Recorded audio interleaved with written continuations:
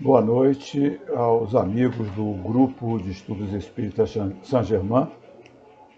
É com prazer que eu estou aqui para fazer essa conversa, esse papo, aí pelos canais da internet, ainda nesses momentos que estamos atravessando em nosso país, desse isolamento social. Graças a Deus, a gente tem essa possibilidade de comunicação, de nos mantermos distantes, mas unidos. Tá?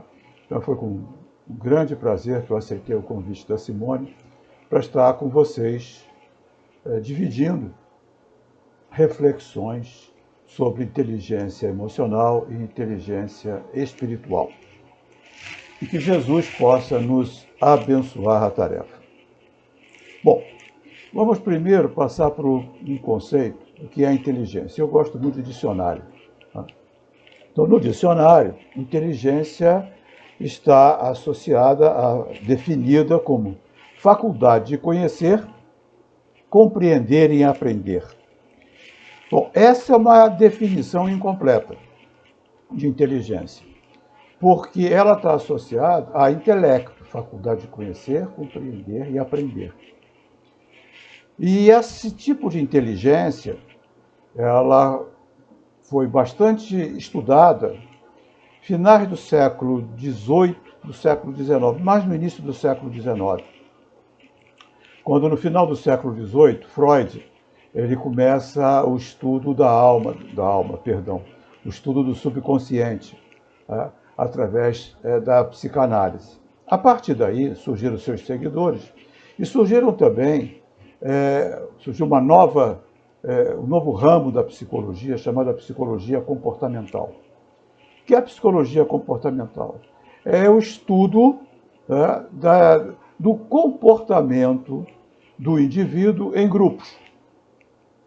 E dois psicólogos, Simon e Binet, dois psicólogos franceses, eles, a convite de uma escola francesa, eles perceberam, ou já se percebia isso, que as crianças, os jovens, tinham diferentes facilidades ou dificuldades de aprendizado, de reter conceitos, de ter raciocínio lógico, de aprender.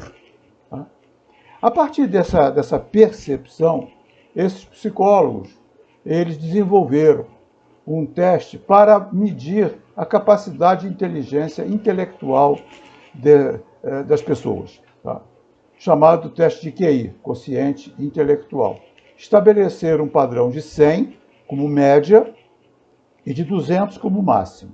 Então, quem tivesse no 100, de 90 a 110, dentro da medição, através de um conjunto de perguntas, de exercícios, estaria dentro da média intelectual. Quem estivesse acima seria uma pessoa mais bem dotada intelectualmente, e quem estivesse abaixo dessa média seriam pessoas com baixa capacidade intelectual.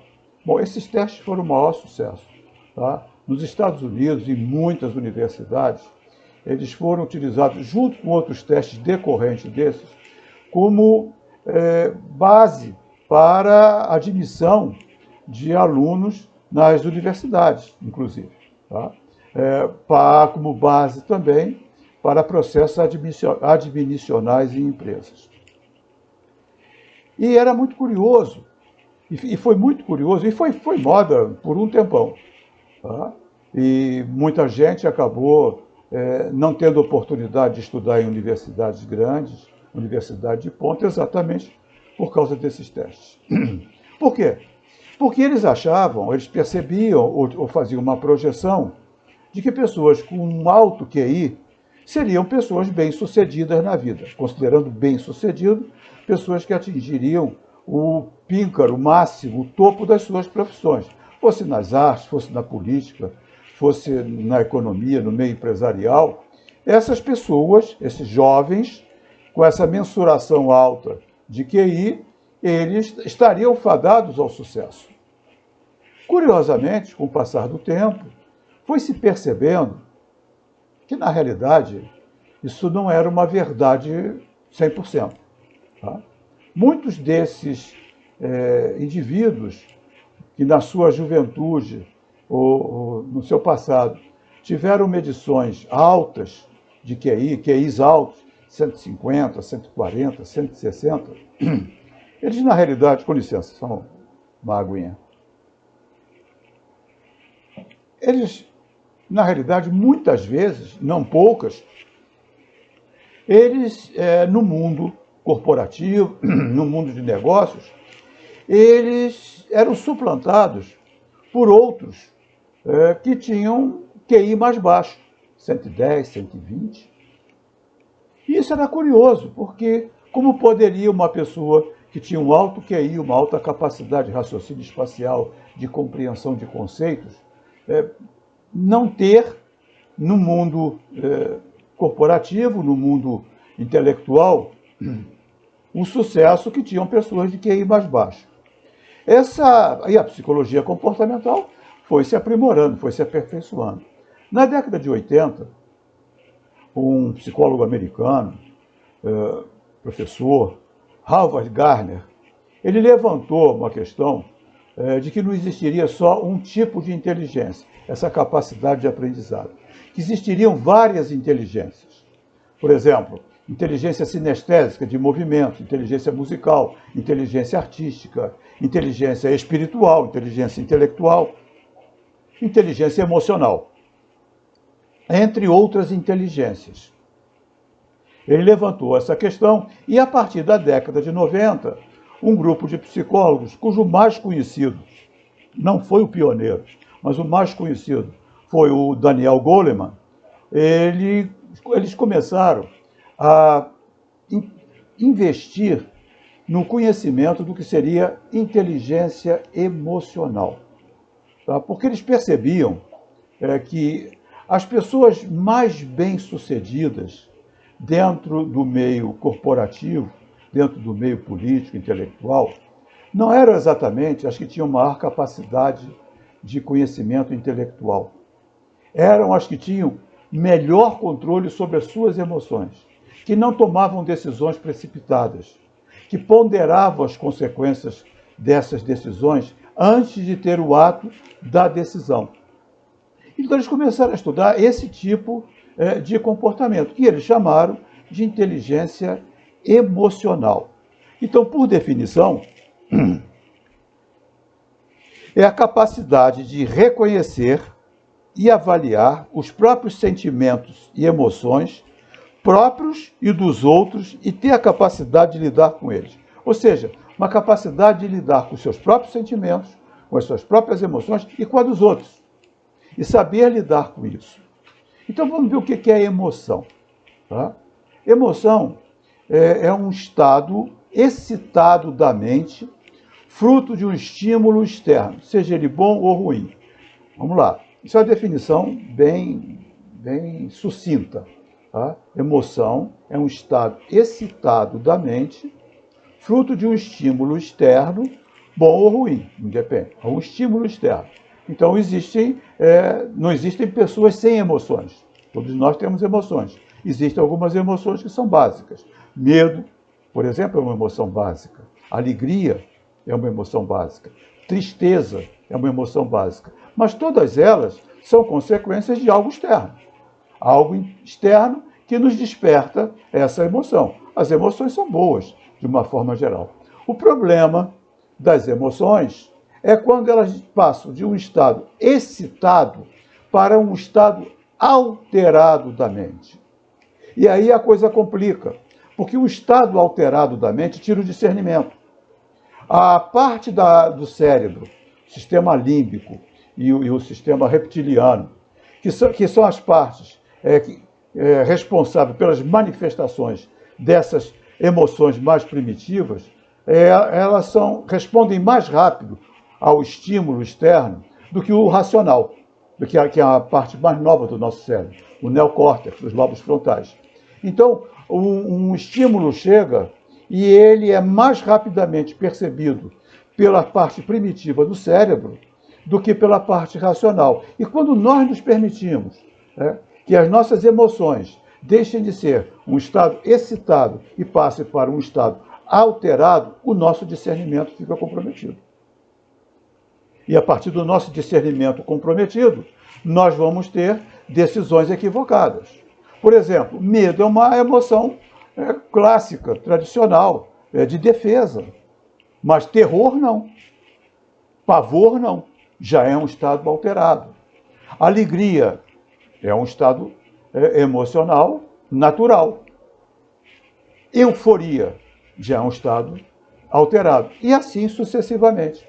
Então eles começaram a perceber que as pessoas que tinham domínio sobre as suas emoções, elas não se permitiam entrar em estado alterado, porque esse estado alterado, muitas vezes, ele é uma tempestade emocional difícil de controlar quando ele se instala. Eu acho que a maioria de nós aqui já viu em filme, pelo menos eu só vi em filme, desculpa aqui que estou com um pouquinho de pigarro, uma cabeça d'água. Tá? Você está lá vendo uma paisagem bucólica, uma cachoeirinha, um córrego, tudo muito bonitinho, tudo muito romântico até, aquela vegetaçãozinha do lado, e de repente, quando lá no alto da serra tem um temporal, vem aquela cabeça d'água. Aquele curso d'água fino, tranquilo, ele se transforma numa corrente imensa e vem derrubando tudo que tem pelo meio do caminho. Vem arrasando com tudo. Tá? E quando passa, volta aquela calmaria do córregozinho, da cachoeira, mas o entorno está todo devastado. É terra arrasada. É isso que acontece com uma emoção alterada. Quando nós estamos numa emoção alterada, nós perdemos o controle. Ela vem de forma muito rápida. E nessa forma muito rápida, nós falamos e fazemos, tomamos atitudes, temos ações, reações, chamada reação emocional, que muitas vezes faz um estrago enorme. É comum muitas vezes a gente dizer, perdi a cabeça. Não, não perdeu. A cabeça continua em cima do pescoço. Perdeu o controle emocional. Então, as pessoas que têm bom controle emocional, sabem ter bom controle, sabem controlar as suas emoções, são as chamadas pessoas de alta inteligência emocional. E isso hoje tem sido muito valorizado dentro do meio empresarial. Aliás, em qualquer tipo de relação.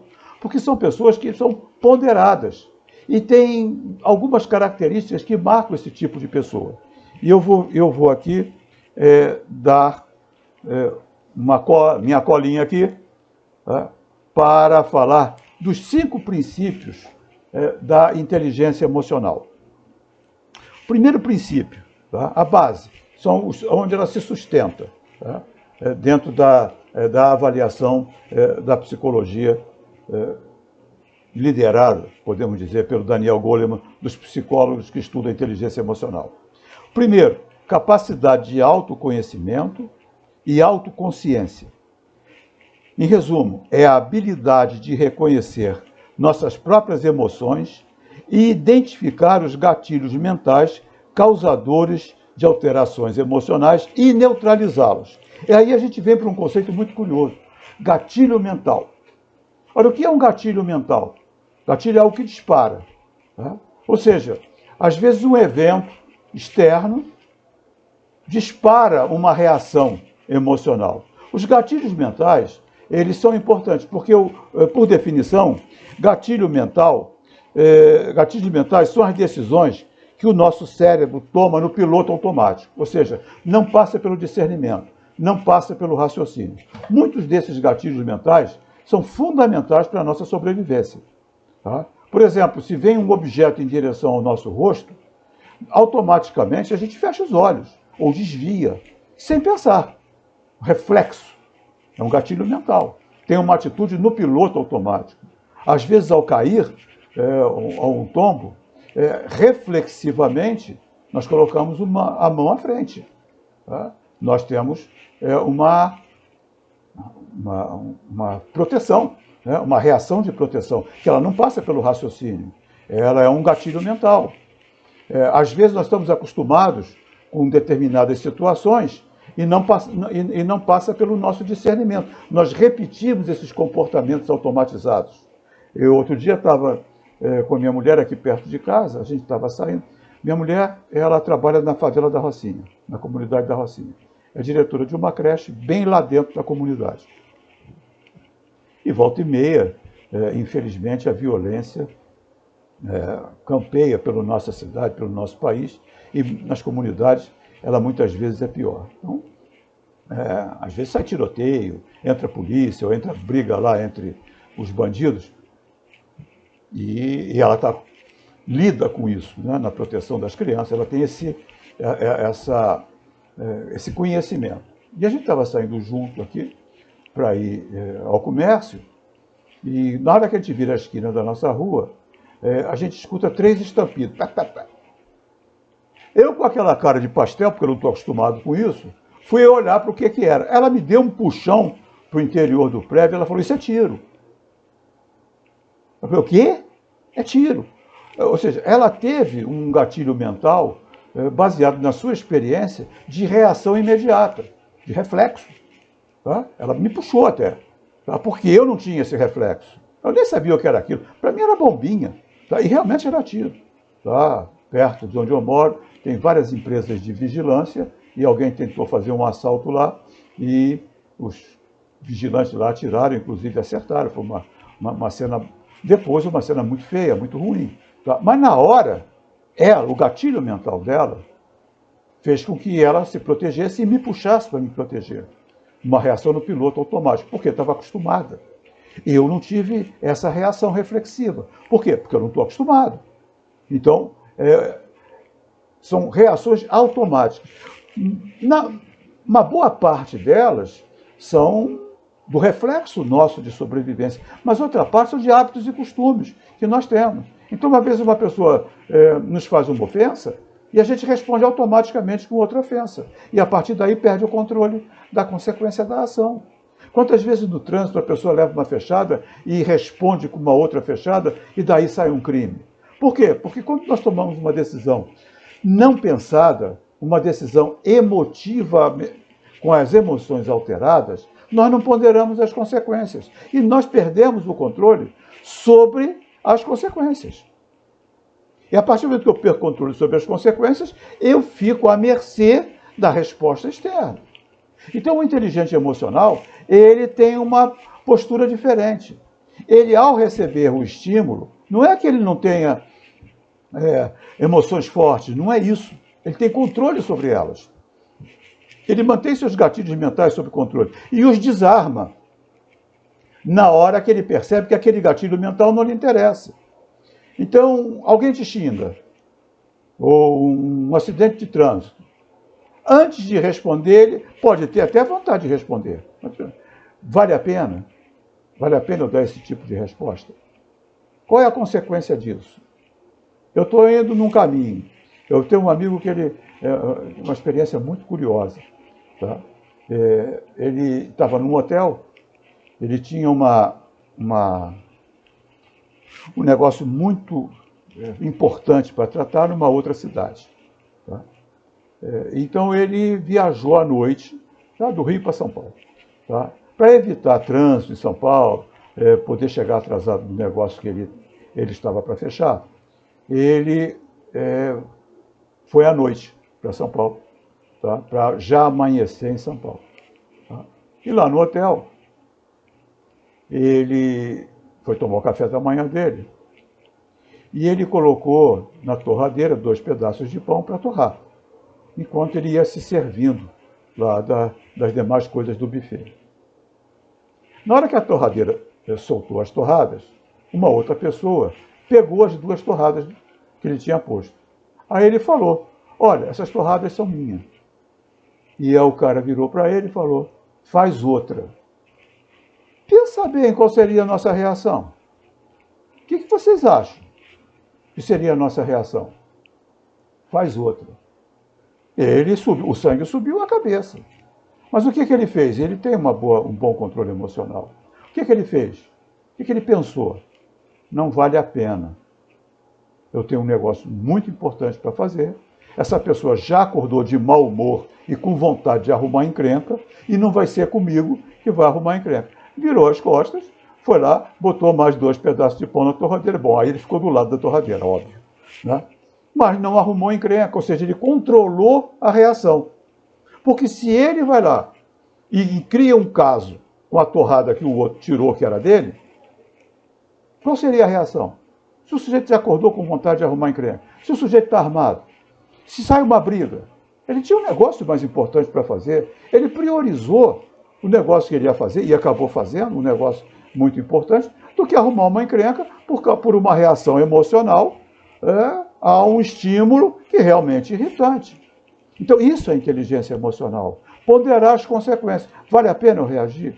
Vale a pena eu ir lá e discutir por causa de 2 torradas?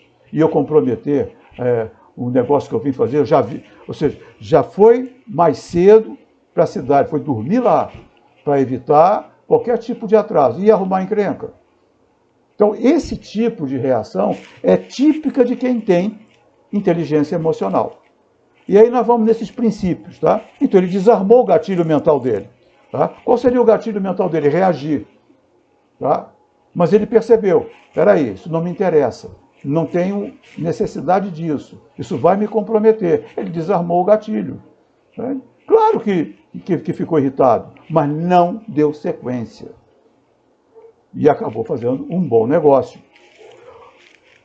Então, a segunda parte, o segundo princípio da inteligência emocional é exatamente esse: controle das emoções. Não que não tenha emoções. Emoções todos nós temos. Emoções alteradas, muitas vezes nós temos. Mas não toma nenhuma decisão em emoção alterada. Porque se a gente está depressivo, triste, toma uma decisão não avaliando as consequências. Não deixa que a parte do cérebro responsável pelo raciocínio, por avaliar, que é o neocórtex, a parte mais nova do nosso cérebro, possa fazer as avaliações. Vai quase bater o levou. Então tem controle, segura. Né? Eu gosto até de falar, apaixonado, cuidado. Se beber, não case. Teve 3 filmes, né? Se beber, não case, 1, 2 e 3. Tá? Não toma nenhuma decisão. A pessoa com inteligência emocional, ela não toma nenhuma decisão em estado emocional alterado. Ou, pelo menos, se esforça para não tomar essas decisões. Ninguém é de ferro, ninguém é de gelo, mas busca ter o controle das suas emoções. Busca permitir que a área do raciocínio do nosso cérebro entre antes que as emoções façam um estrago. Terceiro princípio, habilidade de se automotivar e controlar as próprias expectativas. Olha que coisa curiosa, automotivação. Não precisa externo. Aliás, eu até tenho essa, digamos, implicância com as chamadas palestras motivacionais. Tá? Porque, na realidade, ninguém motiva ninguém. Motivação vem de dentro. Você pode entusiasmar alguém, é diferente. Mas motivação vem de dentro. Eu vejo, às vezes, essas equipes de vendas que dão as mãos lá logo para o início do dia, e vão e fazem lá seus gritos de guerra para começar o dia, todo mundo junto. Aí, estamos juntos, estamos isso, estamos aquilo. Mas aquilo é para que a pessoa possa passar o dia entusiasmada e sem sofrer as consequências do maltrato de cliente, de algo do gênero. Ou seja, para dar um gás, como se fosse um balão de gás. Um balão de gás, o gás é externo, ele sobe, mas o gás acabou, ele desce. Então, motivação externa não existe dentro da minha concepção. Existe entusiasmo. Motivação é sempre interna, sempre automotivado.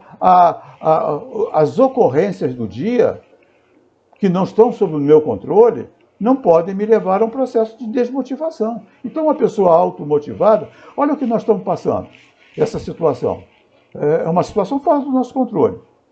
Nós não temos controle sobre essa pandemia, não temos controle sobre as decisões governamentais, a gente nem sabe se estão tomando as decisões corretas ou não, tal é a quantidade de informações desencontradas que a gente tem, mas nenhum de nós, pelo menos a maioria de nós, não tem nenhum controle sobre isso.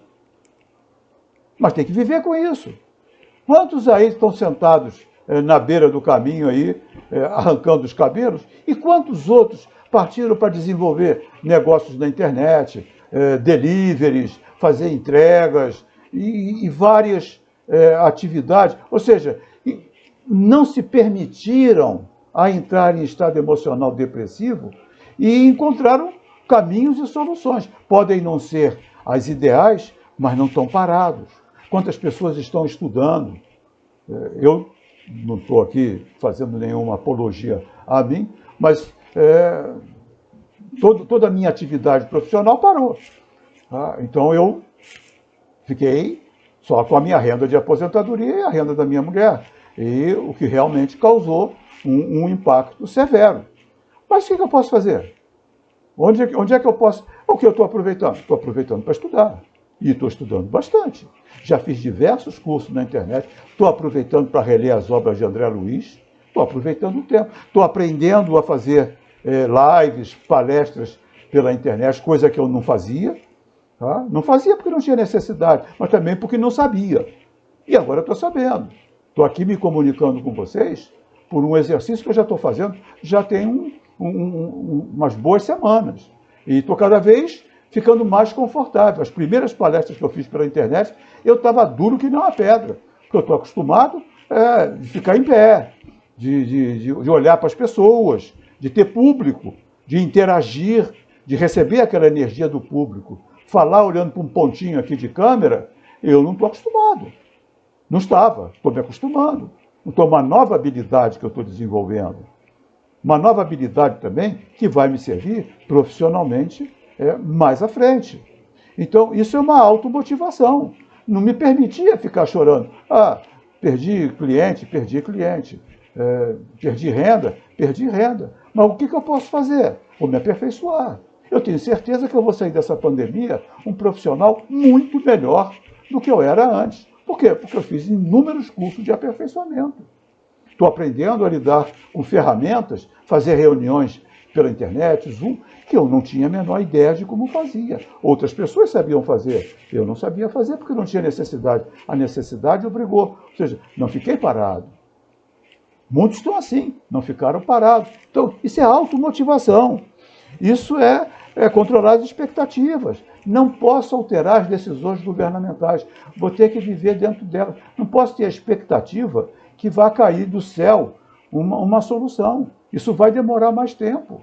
Então, eu tenho que ter a expectativa de saber passar por isso com as emoções dominadas. E quantas pessoas não estão conseguindo? Quantas pessoas estão com extrema dificuldade? Ansiedade, angústia, depressão. Por quê? Porque estão com expectativas elevadas. Talvez um controle emocional, não estou falando que não precise de ajuda, com certeza. Muita gente está precisando de ajuda externa para poder suportar esse impacto emocional. Mas se a gente começar a se automotivar, buscar atividades que nos preencham o dia, que nos façam ter ganhos, parar de ficar vendo televisão, noticiário o tempo todo, porque é só desgraça. A mídia vive de desgraça, a mídia vende desgraça. Então isso a gente vai absorvendo essas energias que são ruins e que vão criando estados emocionais ruins. Então parar de ver televisão, né?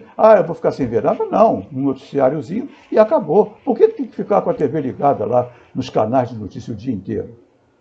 Por que não aproveita o tempo para uma leitura, para um curso, para um aprendizado, para algo que vá acrescentar? Porque aprender é necessário sempre.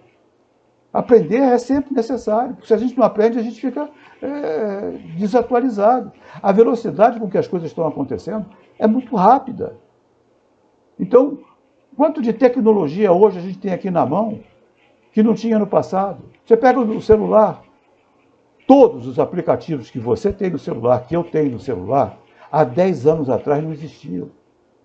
E talvez daqui a alguns anos, ou talvez meses, já estejam ultrapassados. E era alta tecnologia, a gente tem que aprender a usar. Tem que aprender a usar um aplicativo no telefone, tem que aprender a usar uma câmera para fazer uma palestra, tem que aprender a usar a internet para assistir uma palestra, Tudo isso é tecnologia nova para muitos de nós. E a gente tem que aprender. Porque mudar é difícil, mas não mudar é fatal. Então a gente precisa se adaptar. E o inteligente emocional, a pessoa com inteligência emocional tem essa capacidade de adaptação. Outra habilidade, ou seja, princípio, que é a capacidade de reconhecer as emoções dos outros. Ou seja, desenvolvimento da empatia. Ter capacidade de perceber as emoções das outras pessoas. Tá? Os estados emocionais. E saber lidar com isso. Entrar em sintonia com esses estados. E não entrar em choque. Isso é empatia. Tá? E a última é a habilidade dos relacionamentos interpessoais. A habilidade de lidar com grupos e pessoas. Ou seja, isso é uma habilidade que pode ser desenvolvida. Muitas vezes, aquele indivíduo de altíssimo QI é um egocêntrico, é um grosso, é um antipático, é um arrogante, e ele tem péssima receptividade, lida mal com as pessoas. Aquele que tem uma inteligência emocional melhor desenvolvida, ele tem a habilidade de lidar com as pessoas. Líder é aquele que forma outros líderes. Líder é aquele que se cerca de pessoas melhores do que ele, porque não tem medo de que elas possam tomar o lugar delas. E uma pessoa arrogante, ela costuma puxar tudo para... É o chamado chefe, diferença de chefe e líder. Chefe manda, líder conduz. São pessoas com habilidade de condução, levam as pessoas, motivam as pessoas a fazerem aquilo que é preciso ser feito porque elas querem ser feito, porque elas querem fazer, e não porque são mandadas. Isso é habilidade interpessoal, isso é característica de inteligência emocional. Isso é super valorizado hoje no mercado de trabalho. Isso é super valorizado hoje na vida de relação. E aqui é importante a gente separar reação emocional de resposta racional. O inteligente emocional, ele responde racionalmente. A pessoa com baixa inteligência emocional, ela reage emocionalmente. Então vamos lá na torradeira. Uma pessoa estourada, ela ia partir para cima do cara na torrada, ia chutar o balde. Porque ela ia ter uma reação emocional. O meu amigo, ele teve uma resposta racional. Não me interessa arrumar encrenca com esse sujeito, eu tenho coisa mais importante para fazer. Então, porque usou o raciocínio. Ficou irritado? Ficou. Ficou com raiva? Ficou. Ficou com vontade de dar um tapa no prato do cara? Ficou. Fez? Não. Por quê? Porque não era a melhor decisão. E isso ia comprometer o negócio que ele ia fazer. E ele priorizou, então, o que ele ia fazer. Ou talvez a sua própria segurança. Uma reação emocional seria uma discussão, uma briga, uma encrenca, sem previsão das consequências. Então, reação emocional é uma coisa. Resposta racional é outra. Então, a pessoa com bom desenvolvimento da inteligência emocional, ela tem boas respostas racionais. Mas isso ainda não é suficiente. Por quê? Porque é preciso direcionamento nas consequências. Existem pessoas com excepcional inteligência emocional, mas são centradas nelas mesmas, nas soluções delas mesmas. São pessoas que têm interesses muito restritos aos seus próprios interesses, ainda que sejam bem estabilizadas emocionalmente. O direcionamento das suas decisões, tomam decisões racionais sim, mas com direcionamentos que às vezes são lesivos ao interesse dos outros, ao interesse das comunidades. Tá? Quantas vezes a gente tem aí empresas, empresários, que são bem equilibrados emocionalmente, que têm uma cabeça, sabem fazer fantásticos raciocínios intelectuais e emocionais, mas são predadores do meio ambiente, com as suas empresas destroem o meio ambiente, são predadores dos seus funcionários, são egoístas, pagam o mínimo. Uma vez trabalhei numa empresa que o dono da empresa reclamava da qualidade dos funcionários. Eu falei para ele, mas vem cá, uma empresa comercial, você paga o salário mínimo comercial? O que você pode querer? As pessoas que não arrumam emprego em nenhum outro lugar. São pessoas que estão trabalhando conosco aqui porque não arrumam emprego em nenhum outro lugar. Porque quando elas são melhorzinhas, elas vão embora. Por quê? Porque elas podem ganhar mais em outro lugar. Você paga o mínimo. E ele era riquíssimo. Altamente desenvolvido no seu intelecto, no seu emocional, mas focado nos seus interesses. E a partir dessa percepção, uma filósofa e física chamada Dana Zohar, junto com seu marido Ian Marshall, ela percebeu que existe um terceiro tipo de inteligência, que ela chamou de inteligência espiritual, que, por definição, é a inteligência com a qual abordamos e solucionamos problemas de sentido e valor. É chamado ponto de Deus no cérebro, porque a sua manifestação se foca bem aqui nos lobos frontais. André Luiz já falava isso na sua obra. Tá? Evolução em dois mundos, não, perdão. Me faltou aqui o nome dos livros. Tá? Mas Missionários da Luz, ele já fala sobre isso. Em outros livros, na sequência, está me faltando aqui na hora o nome dos livros, ele já fala isso na sequência, dessa parte do cérebro mais nova, aqui no neocórtex, nos lobos frontais, que a ciência hoje chama ponto de Deus. Não porque acredita em Deus, porque as pessoas que têm essa inteligência mais bem desenvolvidas, elas estão ligadas a propósito. Então, elas têm um propósito na vida. Elas não vivem para si, elas vivem por um propósito, elas têm visão de conjunto, elas se sentem integradas no todo. Todas as suas decisões levam em consideração o impacto que ela tem no todo. Então você vai ver uma pessoa, por exemplo, que joga lixo na rua. E você vai ver uma pessoa que cata todo o seu lixo e coloca para reciclagem. É uma diferença. Essa pessoa que cata todo o seu lixo, ela não precisa ser crente de nada, coisa nenhuma. Ela só é uma pessoa que pensa no impacto ambiental. Você vai numa praia, vê a quantidade de lixo que as pessoas deixam. Estão um pouco se lixando, me perdoe, para o impacto ambiental. Outras pessoas vão lá e recolhem. Às vezes recolhem até os dos outros. Você vê, às vezes, um grupo de pessoas que passam recolhendo o lixo dos outros. Isso é pessoa com capacidade de inteligência espiritual. Enquanto a inteligência emocional fala das emoções, a inteligência espiritual fala da alma.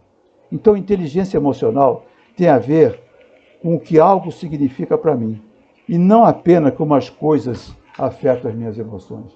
É significado, dar significado à nossa vida. E eu estou falando para um público que, com certeza, compreende isso.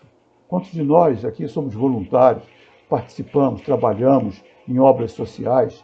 São pessoas que pensam no todo. Quantas pessoas estão indo para a rua para fazer distribuição de quentinhas, correndo risco, né, de cestas básicas? Quantas pessoas estão se movimentando nisso? E quantas pessoas estão encasteladas no seu egoísmo? Quantas pessoas estão tirando proveito disso em benefício próprio? Tá? Fazendo desvios, comprando equipamentos superfaturados. Vai dizer que essas pessoas não são inteligentes? Sim. Vai dizer que essas pessoas, às vezes, não têm controle emocional? E muito.